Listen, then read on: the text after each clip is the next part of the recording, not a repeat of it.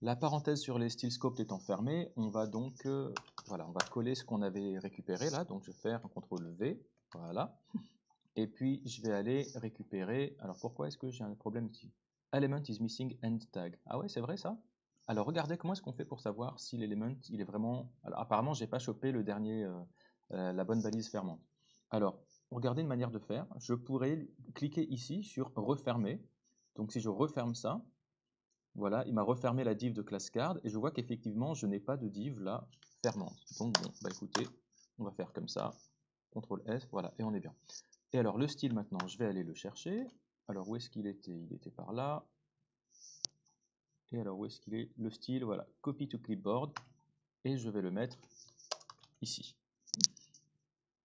Alors pardon, hop, ici. Alors vous voyez au passage que là sur mon body, j'ai un background voilà, d'une certaine couleur et un margin top.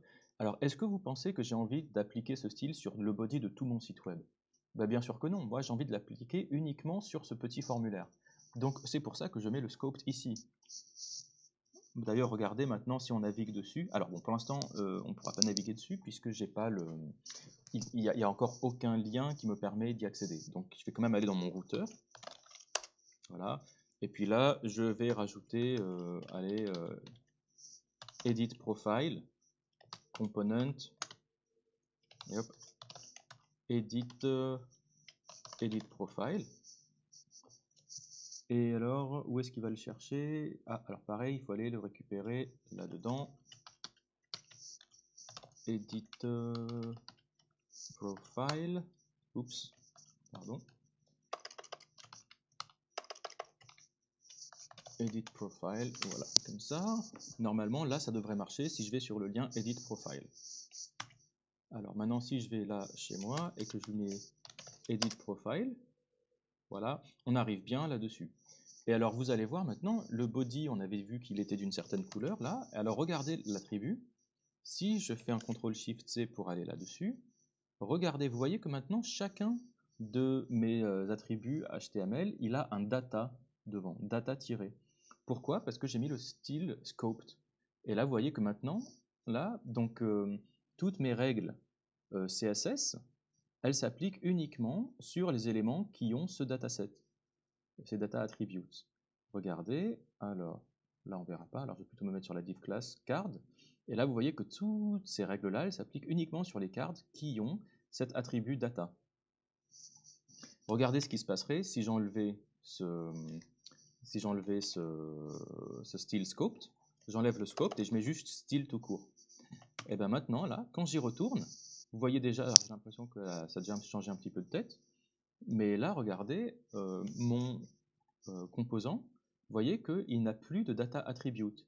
Et la classe CSS, elle s'applique sur tous les éléments qui ont un card body.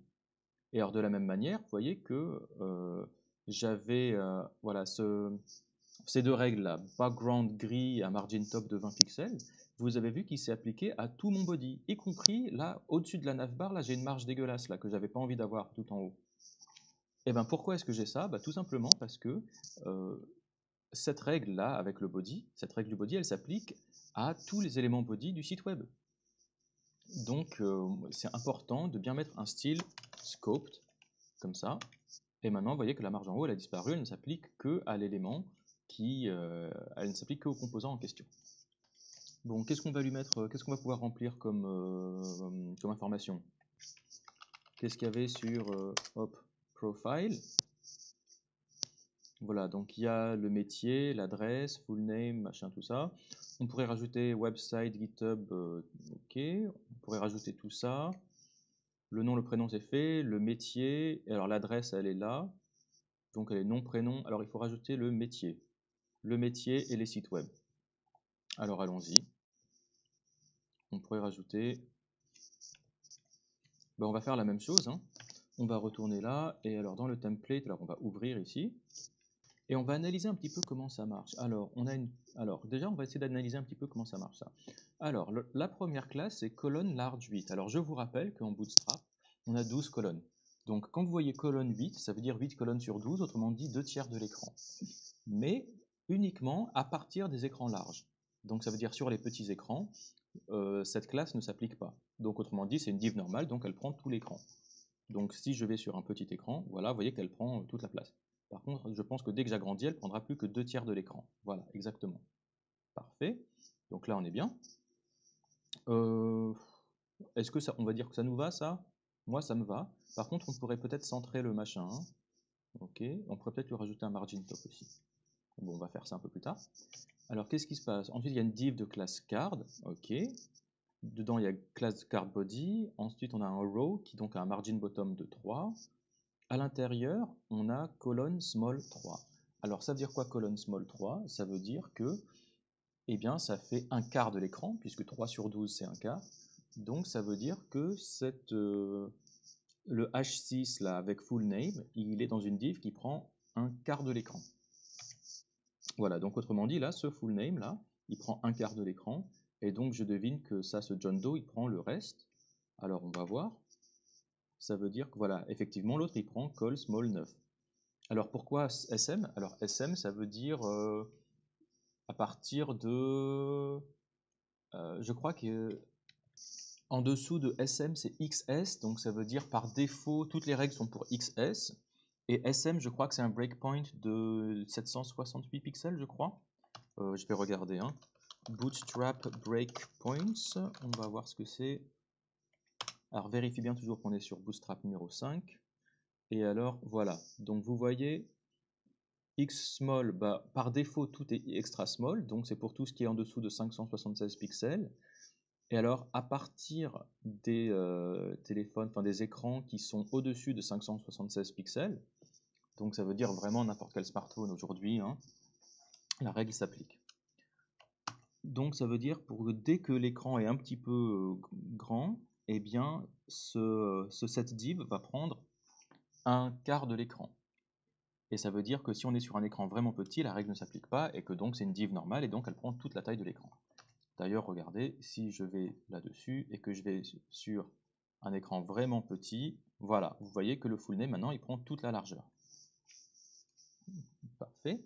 Alors qu'est-ce qui se passe après pour l'autre? Alors lui, donc le input, il est à l'intérieur d'une div qui est donc, elle prend les 9 restants, puisque l'autre c'était 3, donc du coup lui c'est 9. Text secondary, je me souviens plus ce que c'est, donc on va voir ce que ça veut dire. Text secondary, ça veut dire... Non, pardon, c'est lui. Text secondary, voilà, ça veut dire...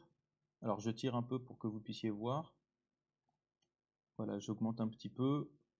Text secondary, ça veut dire color RGBA avec cette couleur qui est... Bon, bah, je sais pas ce que c'est cette couleur, mais bon, on voit que c'est du noir, du gris là. Bon, ok, très bien.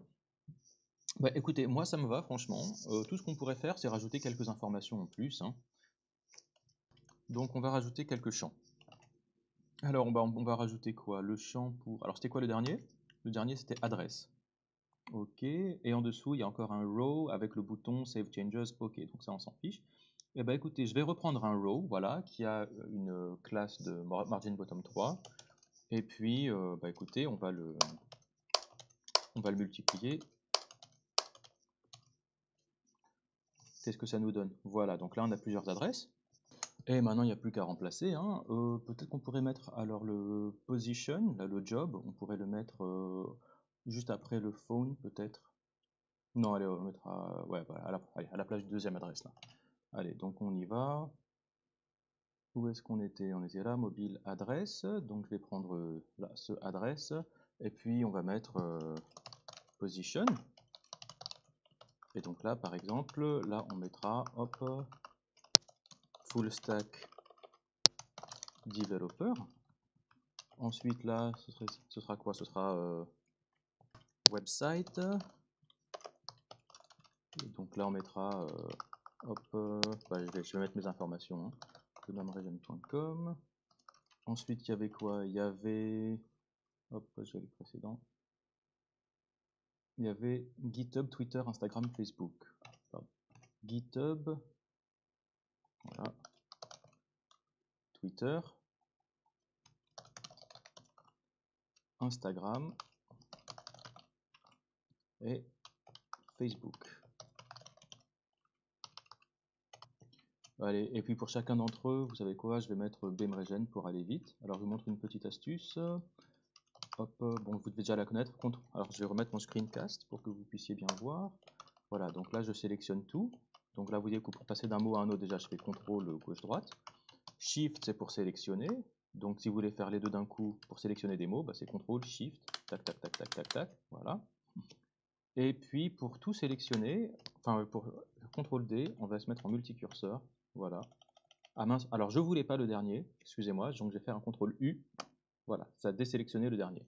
Et là, je vais mettre Bemregen. Maintenant, si je regarde mon site web, alors, je vais faire précédente.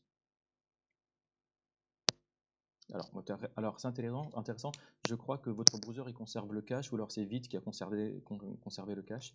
Faire une petite actualisation avec un CTRL R, et là normalement voilà, on a voilà, tout ce qui est bon.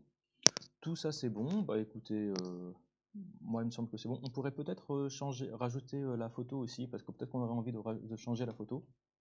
Donc dans la vidéo d'après, on va mettre la photo et puis proposer de la modifier.